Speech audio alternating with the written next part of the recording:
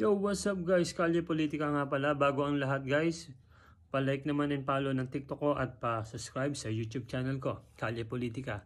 Ngayon guys, pag-uusapan natin ng apat na uri ng Duterte supporters bagay sa aking opinion. Ito yung opinion ko lamang guys ha. So, okay magagalit.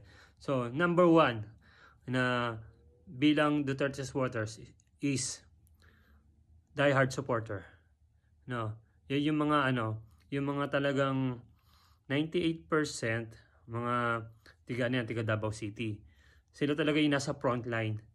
No, tapos sila yung mga influencer, vlogger, no, mga abogado. So yan, mga tapos yung mga yung mga talagang solid na solid talaga sa Duterte. So every hour active sila. Ina-update nila ang sambayan ng Pilipino about sa mga happenings, no, sa mga issue about Duterte. So yan, diehard supporter yan. So example ng mga diehard supporters, hindi ko nasasabihin lahat pero magsasabi lang ako ng mga ilan-ilan. So number 1, Banat Bay, Misteryo, Mokha Uson, and then sa TikTok si Madarahog. No, so marami pang iba. No, si Attorney Trixie. No, so yan, mga diehard supporter yan. No, sa tingin ko ha guys ha, pero ewan ko lang sa kanila, pero sa tingin ko sila mga diehard supporters.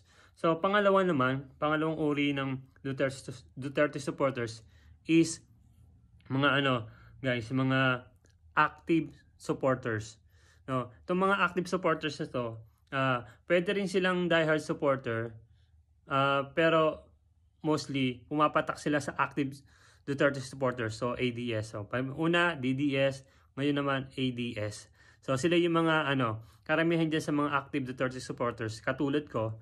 So content creator, influencer, pero hindi naman ako gaanong ka-level ng mga diehard supporter na talagang alam nila kada oras, alam nila may silang idea about sa mga nangyayari.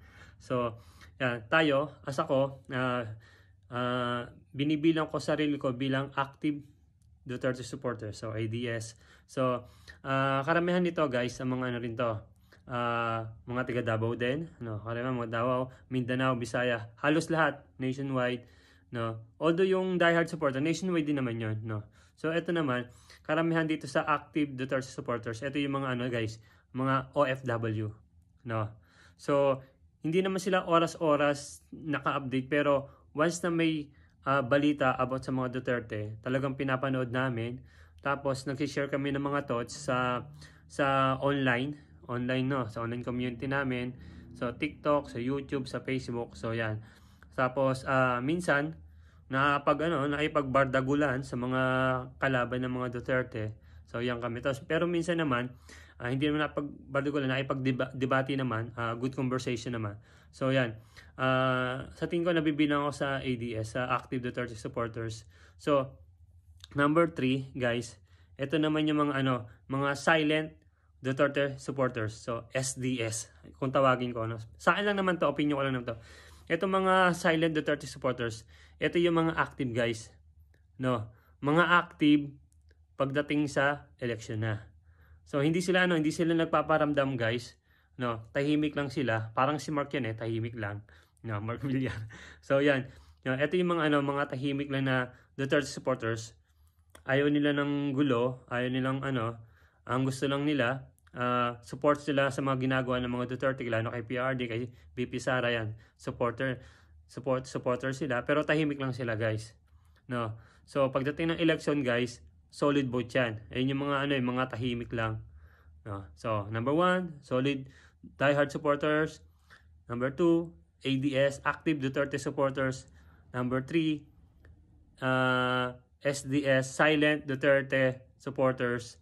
Ito yung mga guys, tong SDS, tong pangatlo na to. Ito yung secret weapon ng mga ng mga Duterte, mga Duterte supporters, kasi ito pagdating ng election, mararamdaman mo sila.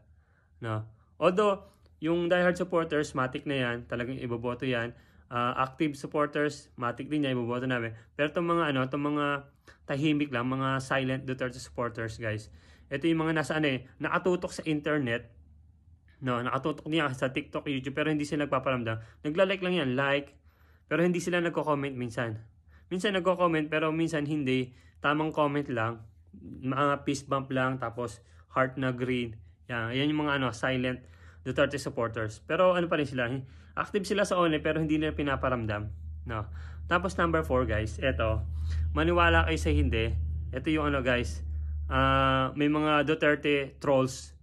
Ito yung mga hindi talaga Duterte supporters. Ito yung mga kalaban ng Duterte na nakikipag-Duterte lang pero naninira lang ng mga ibang ng mga ibang kampo. So, actually ito hindi talaga sila Duterte supporters. Kumbaga nagpapanggap lang sila na Duterte supporters. Kaya ilarang ko sila sa pang-apat. Ito yung mga Duterte trolls na kunwari maka-Duterte sila, pero ang ginagawa nila, naninira lang sila para masira ang Duterte. No? Siguro ito yung sinasabi nila Abanti No? Ito yung mga walang muka, mga naka-private, ang mga profile picture, mga Mickey Mouse, no? Mga ganon. So, mga iba-iba, mga out of this world, parang ganon. Pero mga anime, mga ganon. Yung mga talaga mukha, mga lang. Ayun yung mga trolls, guys. Hindi katulad ng active supporters, guys. Makita mo, katulad ko, may mukha ako sa social media, sa YouTube, no? So, sa Facebook, yan. So, ayun yung mga active supporters, guys, no? So, hindi man kami time to time na update sa mga nangyari, happenings, kala BP Sara, kala PRRD, no? Pero, once na may balita, talagang nagbabasa kami, nakikinig kami, para makarelate kami, no? So, hindi kami mga trolls, no? Hindi kami mga trolls. Ang mga trolls ay yung mga nagpapanggap na Duterte supporters. No? Kayo guys, sa apat ng uri ng Duterte supporters, ano kayo doon?